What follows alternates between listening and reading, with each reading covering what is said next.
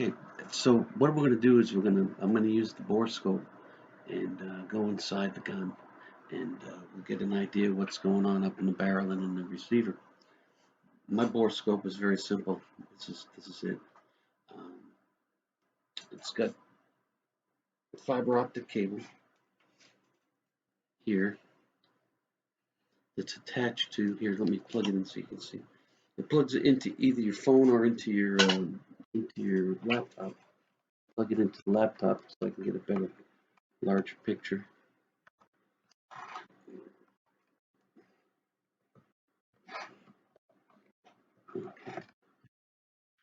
So what happens is there's a little light you can see, and what you do is it's easy. You just take it, you stick it up inside, and you rotate the port itself, and it rotates the the mirror that's up on top of the mirror. There's a mirror that reflects the image down on top of the fiber optic cables here, and the thing is, it goes in because of the way that the mirror is angled. You can only see what's behind you. You can't see what's in front of you. So if you want to see a certain area, you might have to take the scope out and put it like up inside the barrel instead of in the receiver or whatever. So it works just fine. I mean, it's a good scope, and like I said, it plugs into your laptop. You have where is it? You have a light adjustment. You can adjust your light for brightness, and if that helps with the picture too. I've play with that. I've never really felt like I didn't need max light inside there. So, but that's for different things for different people and whatever they want to do. So anyway, so we're going to go inside the gun and we'll see what's going on. Okay, thanks.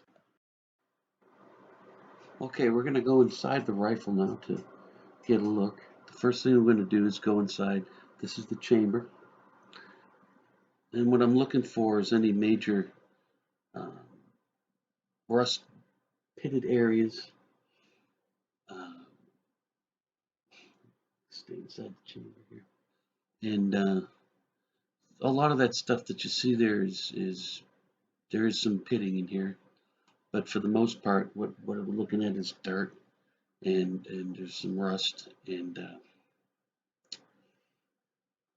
so we want to make sure that I get a good cleaning. There you go. There's a good picture of the wall. Um, that's not fuzzy. The other ones made it look pretty rough, but I mean, it's fairly smooth. The lines on the receiver out in the chamber here, the ones that are going vertically or actually horizontally around the, the chamber are the ones that like right there are the ones that are caused when they went in and they routed out the chamber itself out of the barrel to make it what it is. Whether they took an old barrel and redid it, or whether they put a new barrel, they still need to put a chamber in it. So they use the reamer to do that, and a lot of times they did it so quickly that they left marks.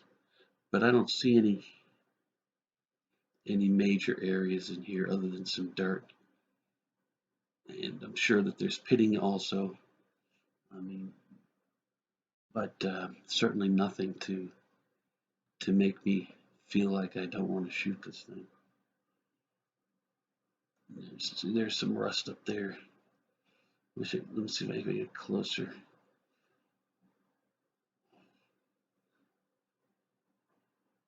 There's some rust. Now let's go up inside the barrel. Okay, we're in the barrel now. You can see there's some rust in there, but there's also some copper. It's from there's a lot of copper in there, you can see. And what that's from the bullets going out and leaving a little residue behind. So here you can see the lands. Let's go in a little bit more. See, there's the land right there, and that's the call it the low point. That's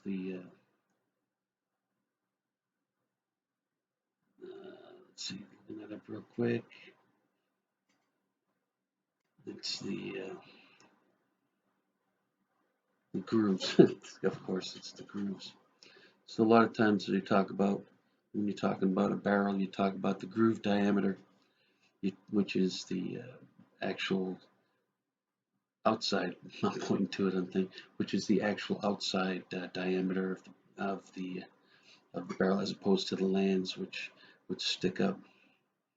The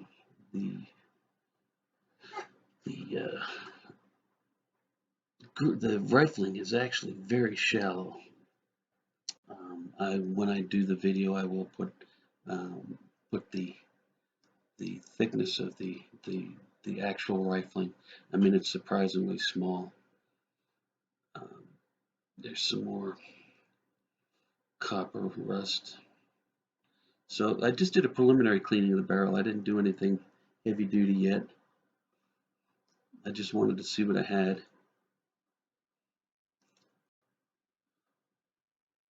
Of course, it looks almost like the barrel, like these things are going straight, the lands, but they're not. You know that they rotate through the barrel, and that's where you get your rate. And there you go. We're just about out. But you can see there's pitting there too. It's looking a little rough, right?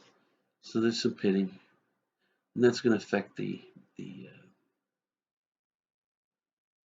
actual accuracy of the rifle also, because the bullet itself is not going to just slide right along on some nice smooth lands like it would if something you just bought from Dick's. But I don't think it's going to be a bad shooter. I'm just looking to see if there's any major spots of rust that would affect the safety of the barrel. I mean, overall, it's pretty clean, other than the pitting.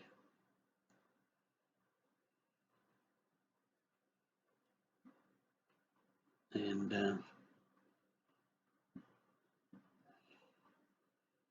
it seems the closer we get to the chamber, the more of the copper that's sitting there in the grooves.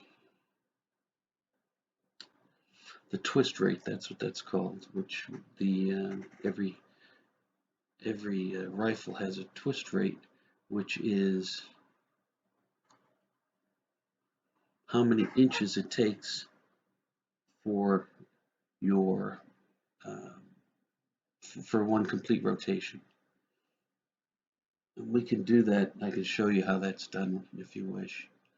You can figure out the twist rate of your rifle, and that's important when you're shooting. Every round has its optimal twist rate.